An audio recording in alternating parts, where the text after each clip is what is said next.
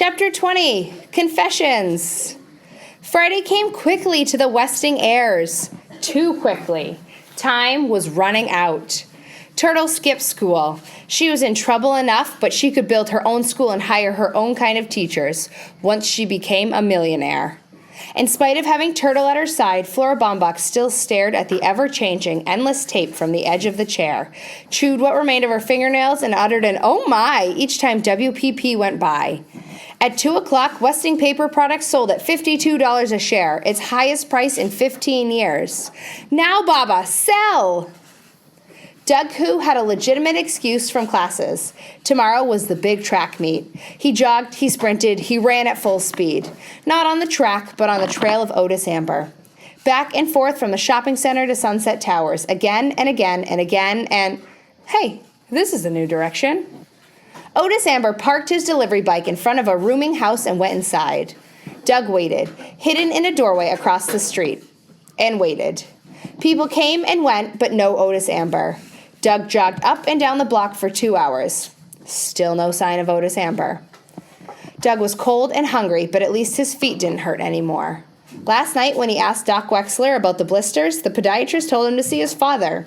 His father, of all people. But those paper innersoles really worked.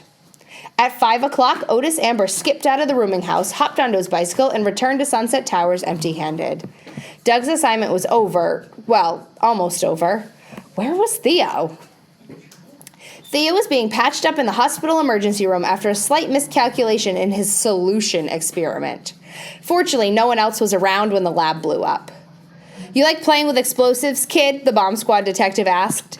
Accidents in high school chemistry were not unusual, but this student lived in Sunset Towers. "I was experimenting on chemical fertilizers," Theo replied, wincing as the doctor probed his shoulder for a glass shard. "The first bomb went off in your folks' coffee shop, right? Your mother and father work you pretty hard, don't they?" "They work harder than I do. Why all the questions? Your captain said the Sunset Towers explosions were just fireworks." "Sure they were, but bombers have a funny habit of going in for bigger and bigger bangs until they get caught." Theo had an alibi. He was nowhere near the Wexler apartment the day the third bomb went off. The detective grunted a warning about careless chemistry, but Theo had already learned his lesson. Ouch! At last, the coffee shop owner himself delivered the up order. The judge came right to the point. "Mr. Theodorakis, tell me about your relationship with Violet Westing. I have reason to believe a life is in danger, or I would not ask." It was a question he had expected. "I grew up in Westingtown, where my father was a factory foreman. Violet Westing and I were what you'd call childhood sweethearts. We planned to get married someday when I could afford it, but her mother broke us up. She wanted Violet to marry somebody important." The judge had to interrupt. "Her mother? Are you saying it was Mrs. Westing who arranged the marriage, not Sam Westing?" George Theodorakis nodded. "That's right. Sam Westing tried to involve Violet in his business. I guess he hoped she'd take over the paper company one day, but she had her heart set on being a teacher. Besides, Violet didn't have much of a business sense. After that, her father never paid her much attention." "Go on." The judge held the witness in her stare. The subject was becoming painful, and Mr. Theodorakis faltered several times in the telling. "Mrs. Westing handpicked that politician. Probably figured the guy would end up in the White House and her daughter would be First Lady. But Violet thought he was nothing but a cheap political hack, a cheap crook. Violet was a gentle person, an only child. She couldn't turn against her mother. She couldn't face marrying that guy. I guess she couldn't find any way out except... Mrs. Westing sort of went off her rocker after Violet's death, and well, it was a long time ago." "Thank you, Mr. Theodorakis," the judge said, ending the interrogation. The man had a different life now, different loves, different problems. "Thank you. You've been a big help."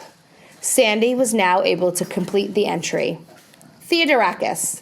Theo Theodorakis, age 17, high school senior, works in family coffee shop, wants to be a writer, seems lonely, can't find anyone to play chess with. Christos Theodorakis, age 15, younger brother of above, confined to wheelchair, disease struck about 4 years ago, knows a lot about birds. Westing connection. Father was childhood sweetheart of Sam Westing's daughter, who looked like Angela Wexler. Mrs. Westing broke up the affair. She wanted daughter to marry somebody else, but Violet Westing killed herself before the wedding. Neither parents above are heirs. I hear the new medicine they're trying out on Chris is doing some good, Sandy reported. But the poor kid needs more help than medicine. He's real smart, you know. Chris could have a real future, be a scientist or a professor even. But it will take a pile of money. More money than his folks could ever make to put him through college with a handicap like that. The parents interest me more, the judge said. Why are they not heirs? Sandy had some thought on that too. Maybe Sam Westing didn't want to embarrass George Theodorakis, him being married and all. Or maybe Westing figured he'd be too busy with his coffee shop to stay in the game. Or maybe Westing blamed him for his daughter's death, figuring they should have eloped. No, if Sam Westing blamed Mr. Theodorakis, he would have made him an heir in this miserable game, the judge replied. There are too many maybes here, which is what Sam Westing planned. We must not allow ourselves to be distracted from the real issue. Which heir did Sam Westing want punished? The person who hurt him the most, Sandy guessed. And who would that be? The person who caused his daughter's death? Exactly, Mr. McSuthers. Sam Westing plotted against the person he held responsible for his daughter's suicide, the person who forced Violet Westing to marry a man she loathed. Mrs. Westing? But that's not possible, Judge. Mrs. Westing is not one of the heirs. I think she is, Mr. McSuthers. The former wife of Sam Westing must be one of the heirs. Mrs. Westing is the answer, and whoever she is the one we have to protect.